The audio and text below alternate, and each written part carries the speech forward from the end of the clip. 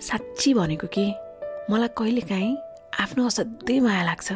कस्तो थिएँ, कस्ता थिए सपना, कति आशा, कति भरोसा, र यहाँसम्म आइपुग्दा कति त नसोचेका, कति त कल्पनै नगरिएका कुराहरू भोग्न पाइयो, देख्न पाइयो।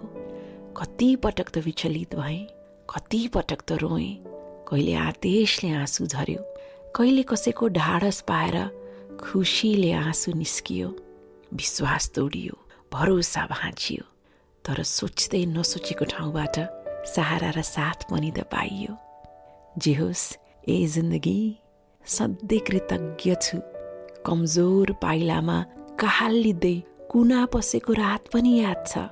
हार मान्ने छैन भनेर आफैले मन बाँधेर कदम अघि चालेको नि याद छ। र अहिले साँच्ची आफैले आफैलाई धाप मार्न मन लाग्छ, स्याबास भन्न मन लाग्छ। तर सकिएका छैनन् समस्याहरू, आइरहनेछन् चुनौतीहरू। कहिलेकाहीँ मन दुख्छ है, कहिलेकाहीँ कस्तो थकै लाग्छ है। तर विचलित नहो है, यस्तो बनेर देखाउनै बाँकी छ जुन कसैले कल्पनै गरिएको थिएन भनेर आफैले आफैलाई सलाम गर्न मन लाग्छ। र त्यतिखेर साँच्ची भनेको मलाई आफ्नो असाध्यै माया लाग्छ।